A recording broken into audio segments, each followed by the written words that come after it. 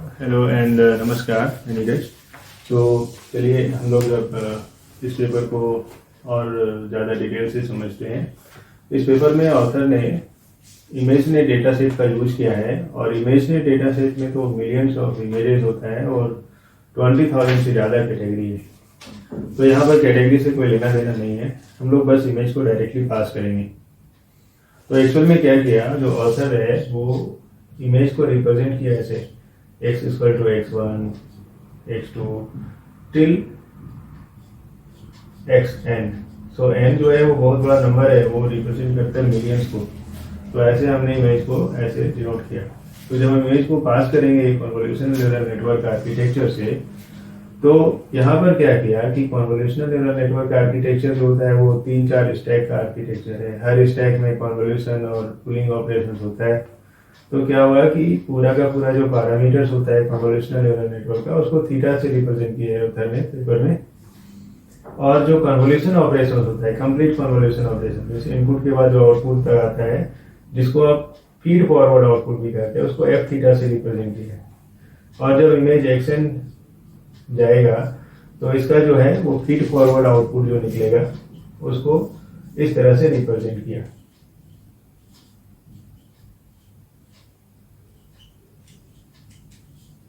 तो ये हो गया फीड फॉरवर्ड आउटपुट। अब यहाँ पर क्या हुआ कि सारा इमेज जितना भी एक्शन इमेज है सबका फीड फॉरवर्ड आउटपुट जनरेट हुआ। तो ये फिक्स फीड फॉरवर्ड आउटपुट जो होता है उसका फिक्स्ड डायमेंशनलिटी होता है। अब वो फिक्स्ड डायमेंशनलिटी का जो आउटपुट हुआ उसको लेके ये लोग के मींस क्लस्टरिंग एल्गोरिथम लगाए। ठीक है, तो के मींस क्लस्टरिंग एल्गोरिथम जब लगा रहे डेटा को लेके, तो यहाँ पर उसकी क्वालिटी को मेंटेन करने के लिए कुछ कॉस्ट फंक्शन का जरूरत पड़ेगा। ठीक है, अब क्या है कि जब क्लस्टर्स हो गया, हमारा क्लस्टर्स एक्सट्रैक्ट हो गया, तो उसको सूडो लेवल की तरह कंसीडर किए। जैसे क्लस्टर C1 को pseudo level class level C1, cluster C2 को class level C2, cluster C3 को क्लास लेवल C3। तो इस तरह से कंसीडर करके पूरा नेटवर्क को ट्रेन किया फिर से। मतलब यहाँ से यहाँ तक एक नेटवर्क को ऐसे कंसीडर किए जैसे कि वही क्लासीफायर नेटवर्क है, कन्वोल्यूशनल न्यूरल नेटवर्क का क्लासीफायर नेटवर्क है, उसको ट्रेन किए। तो यहाँ पर आपको एक और लॉस फंक्शन का जरूरत पड़ेगा जो ये बैक प्रोपेगेशन का क्वालिटी को मैनेज करेगा, मतलब आपके बेस्ट ट्रेंड मॉडल को सिक्योर करेगा। तो इस तरह से इस तरह का जितना भी आर्किटेक्चर होता है जो सेल्फ सुपरवाइज लर्निंग करता है, उसमें 2 कॉस्ट फंक्शंस होते हैं। ये बहुत इंपॉर्टेंट बात है। आपने देखा होगा जितना भी इस तरह का आर्किटेक्चर होता है, तो जो भी अनसुपरवाइज्ड पार्ट होता है, जो अनसुपरवाइज्ड लेवल जनरेट करता है, एक कॉस्ट फंक्शन उसके लिए, और अनसुपरवाइज्ड लेवल पर काम करने वाला जो डीप लर्निंग का पार्ट होता है उसके लिए दूसरा कॉस्ट फंक्शन। तो इस तरह 2 कॉस्ट फंक्शन का जरूरत पड़ता है। तो अब हम लोग सबसे पहले देखते हैं कि भाई ये जो हमारा के मींस क्लस्टरिंग है उसके लिए क्या कॉस्ट फंक्शंस का यूज किया।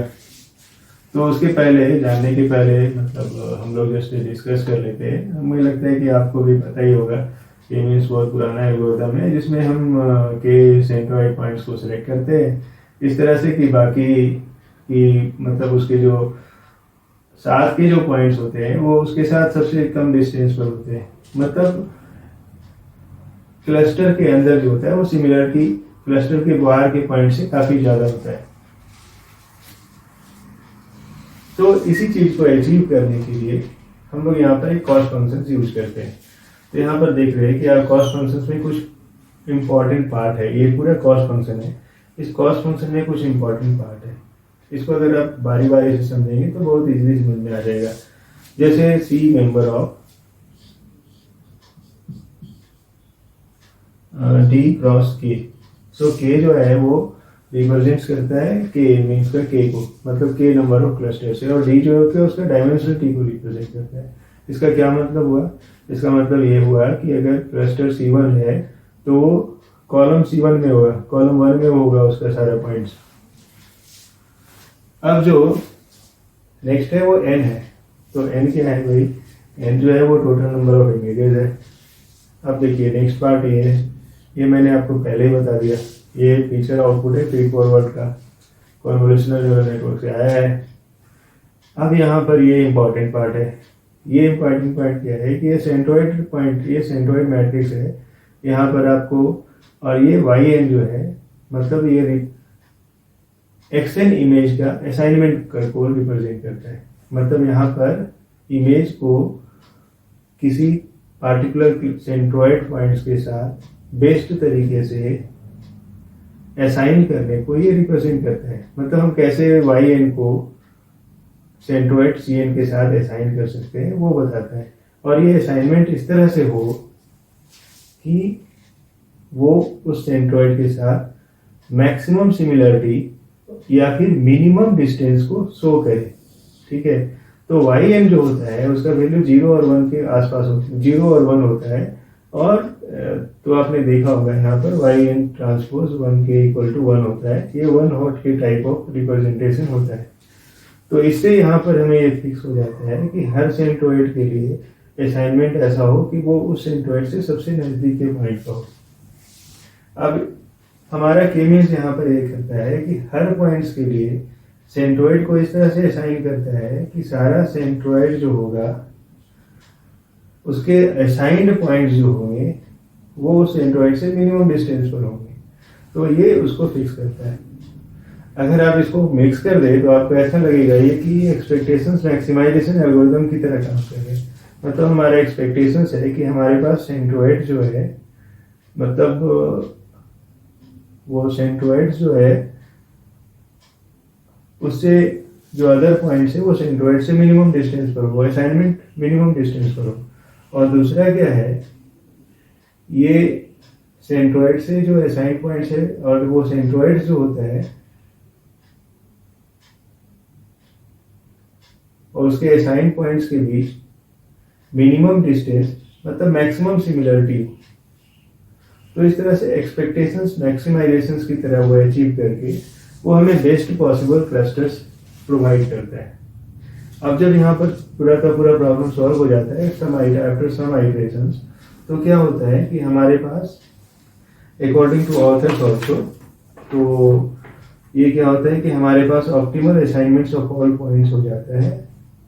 और हमारे पास उस समय सेंट्रोइड्स का भी मैट्रिक्स होता है, लेकिन इसका कोई यूज नहीं है क्योंकि यहाँ पर हम लेवल में या पास नहीं कर रहे। तो अब क्या है कि जब हमारे पास क्लस्टर बन गया तो हम इसको ऊपर पास कर रहे हैं। जैसे क्लस्टर हमारे पास सपोज के इक्वल टू 3 था, तो C1 को लेवल C1 में, C2 को लेवल C2 में, C3 को क्लास लेवल C3 में, ऐसे करके पास कर रहे हैं। और उसके बाद हम यहाँ से क्लासिफिकेशन नेटवर्क चला रहे हैं, बैक प्रोपेगेशन चला रहे हैं और उसके बाद कन्वोल्यूशनल न्यूरल नेटवर्क का पैरामीटर थीटा और वेट को अपडेट कर रहे हैं। तो हमारा क्या है कि यहाँ पर एक लॉस फंक्शन लग गया। अब आपने देखिए कि यहाँ पर एक लॉस फंक्शन ऑलरेडी लग गया। अब जब लॉस फंक्शन लग गया तो मेन टारगेट होगा कि लॉस को भाई मिनिमाइज करो नंबर ऑफ आइटरेशन से। तो मिनिमाइज करने के लिए क्या कर रहे हैं कि आप उसमें थीटा पैरामीटर और वेट को इस तरह से लर्न करो कि वो मिनिमाइज हो जाए। अब मिनिमाइज करने के लिए हमने लॉस फंक्शन लगाया। तो ऑथर ने क्या किया, इस पे निगेटिव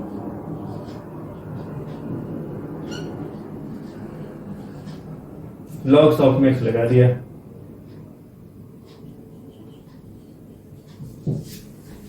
तो आपको लग रहा होगा कि भाई ये सॉफ्टमेक्स तो है, ये लॉग क्यों लगा दिया। लॉग लगाने से क्या होता है कि जब वैल्यू बहुत डाउन होने लगता है, बहुत छोटा होने लगता है, तो लॉग उसको थोड़ा सा रोकता है, मतलब ऊपर में रखता है। तो उससे कंप्यूटेशंस थोड़ा सा इजी हो जाता है, मतलब कंप्यूटेशंस में इश्यूज कम आते हैं। दूसरा होता है ये कि जब अगर एक्चुअल रिजल्ट से जब सिस्टम डेविएट करने लगता है, जहाँ पर पेनाल्टी आप लगाते हैं, तो वहाँ पर वो वैल्यू के डिफरेंसेस को बढ़ा देता है। तो उससे भी हमें बेनिफिट होता है। तो ये सब को ध्यान में रख के ये मेरा सोचना है ऐसा कि ऑथर्स ने निगेटिव लॉग सॉफ्टमेक्स यूज किया। और एक रीजन ये भी हो सकता है कि यहाँ पर हम इनपुट ले रहे हैं, कॉन्वोनेट का आउटपुट जनरेट कर रहे हैं, क्लस्टर बना रहे हैं, फिर उसको ले रहे हैं, फिर नेक्स्ट आइटरेशन में जब हम फिर क्लस्टर बनाएंगे तो वो पुराना क्लस्टर और पहले का क्लस्टर तो सेम होगा नहीं। मतलब आपका ये हो गया कि फुटबॉल के खेल में हर बार आप गोल पोस्ट इधर उधर शिफ्ट कर रहे हैं।